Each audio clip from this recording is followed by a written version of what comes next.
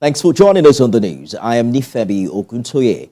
We're monitoring developments at the Abuja office of the EFCC as the commissionists, the former governor of Kogi State, Yahaya Bello, the commission rather is saying the former governor is in its custody and is still on its wanted list.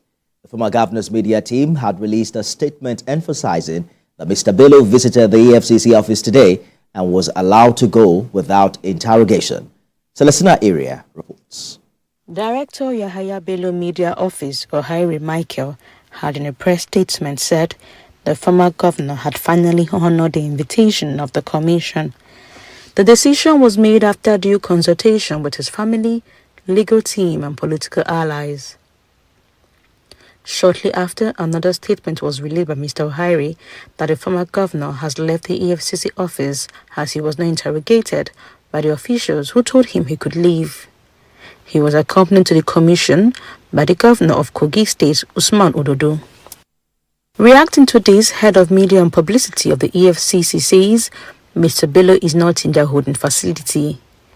Mr. Bello is facing a 19-count charge of money laundering to the tune of 80 billion naira.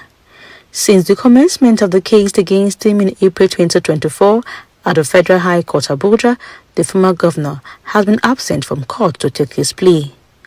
This will be the first time that he is making an appearance at the EFCC office since the commencement of the matter. Celestina Area, TVC News, Abuja. Joining me now is lawyer Bolale Olugbani. Mr. Olugbani, interesting development. There are two sides to this story, what EFCC is saying and what the media office of the former governor is saying. Let's begin with Yahaya Bello's claim of honoring the anti-agency's invitation and that he was asked to leave. What do you consider the standard practice if someone was declared wanted and then appears in the agency's office?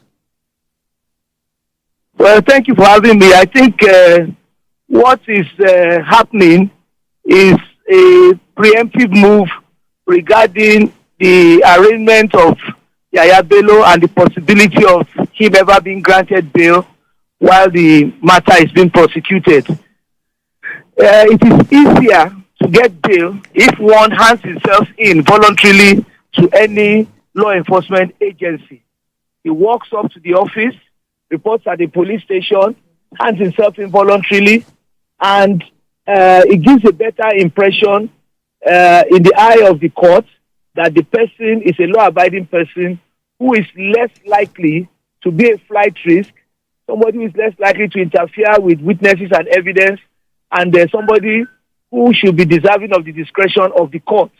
So if Yahaya Bello walked in and he was not arrested, it means that he remains wanted. And arresting him will strengthen the argument by the prosecution in court that he was arrested like a wanted felon and is not deserving of bail. So I'm just trying to understand the provision of the law in this regard. The fact that someone is declared wanted, is it compulsory that he must be arrested?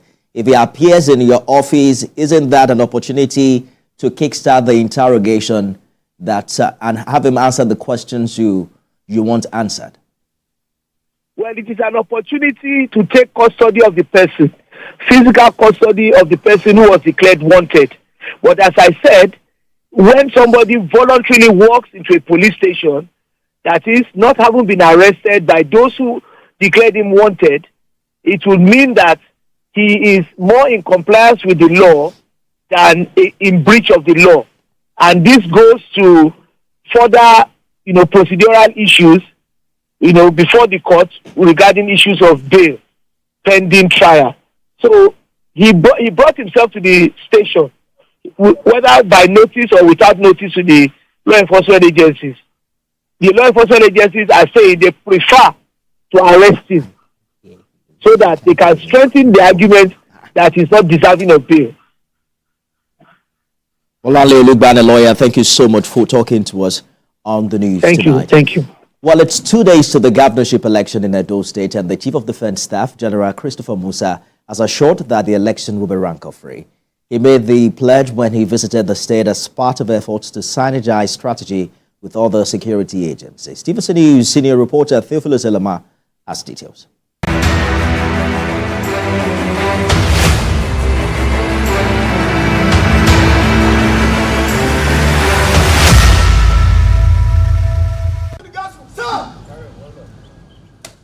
The Chief of Defense Staff arrives at the 4th Brigade headquarters in Benin City, the Edo State capital. He is here to ensure effective collaboration and a certain troops' level of preparedness in support of the Nigeria police for the conduct of the off-cycle governorship election scheduled for 21st September 2024. After inspecting the Guard of Honor, he proceeds into the Situation Room where he met with key players. The meeting went into a closed-door session as journalists were asked to leave. After the meeting, the Chief of Defense Staff assured that the state will be peaceful before, during, and after the polls. We must act professionally because they say charity begins at home, so it should start from us. Whatever conduct we are to do, we must be impartial. Deployment should start as soon as possible. We must protect the citizens. We must give an enabling environment for them to cast their votes. Although he did not disclose the number of personnel that will be deployed, General Musa noted that no other security operatives should be out except the conventional one. Nobody should be intimidated. We don't want any other security outfits, vigilante, civilian, whatever, to be out. Only those ones constitutionally mandated to do that. They are the only ones expected to go out. So even all those other ones in uniform, nobody should wear any uniform other than these other ones. The police, the military, the civil defense will provide adequate security for all.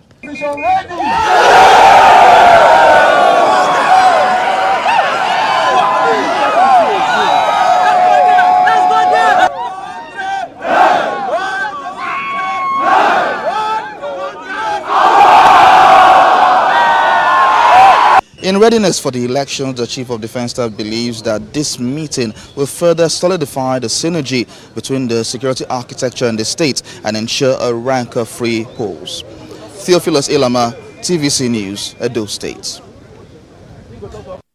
And as political parties wrap up campaigns ahead of Saturday's election, the Labour Party held its mega campaign rally in Benin City as it pushes to win the governorship election in Edo State. Supported by top party officials, including the party's 2023 presidential candidate Peter Obi and his vice Dati Baba Ahmed, the party has asked its followers to come out en masse to vote.